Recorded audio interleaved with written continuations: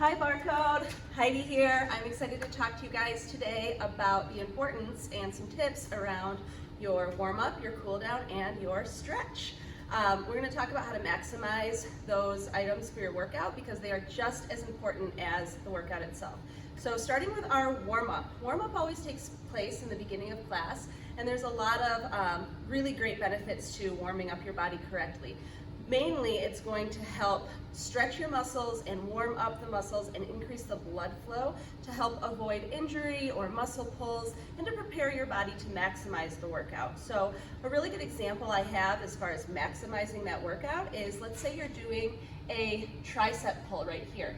Without a proper warm-up, you might only get your arm to about here because those muscles are still tight and the blood is not flowing yet. With that proper warm-up, you're going to get that arm up here, and you can see how that's going to maximize that burn and maximize that warm-up for you. Now, if you do miss the warm-up, we always encourage you to be in class on time right when class starts, but we know things happen. You might get stuck in traffic or you hit a train on your way. If something like that happens, don't just run into class and jump right into that intense movement. Instead, take a little time to tap it out in place, maybe do some arm circles, some marches with the upper body included, and then some plies, getting into that lower body. Just take a few moments to prep the body and then jump into the movement so you are prepared to maximize your workout and protect from injury. Next is our cool down. Cool down is especially important after a cardio class when you really have that heart rate elevated, but it's important all the time anyway.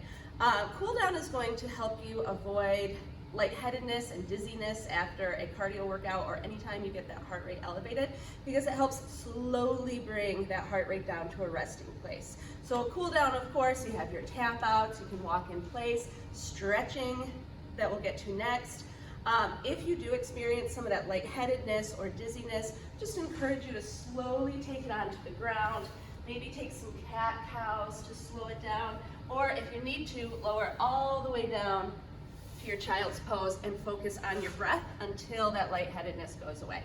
And last but certainly not least, my all-time favorite of the three is the stretch. Stretch should always be incorporated into your cool down.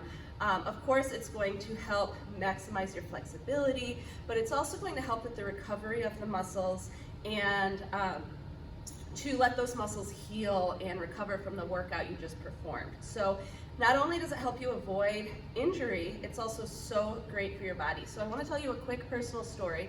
A couple years ago, I woke up one morning with some lower back pain.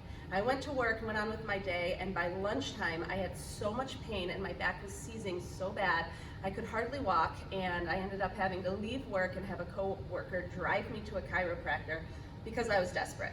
The chiropractor took one look at me and said, "You don't need a chiropractor, you need a better stretch routine," and then explained that my quads had become so tight and so strong, thank you to the Barcode, but I wasn't taking the time to properly stretch them. So I was actually, my strong muscles were actually pulling my hips down and creating tension in the tendons and joints and muscles in my lower back and creating them to pull my back up to compensate for my hips being pulled down and seize all these muscles. So he told me to take a couple weeks off from my workout, which is always tough, and twice a day stretch those quads. So I followed the doctor's orders, I stretched every day, and I'm still, years later, stretching my quads twice a day, every single day, and let me tell you, I have not had any back pain since after that went away. So definitely don't skip the stretch. There's two kinds of stretch that you're going to see in a Barcode class. We have our ballistic stretch and our static stretching.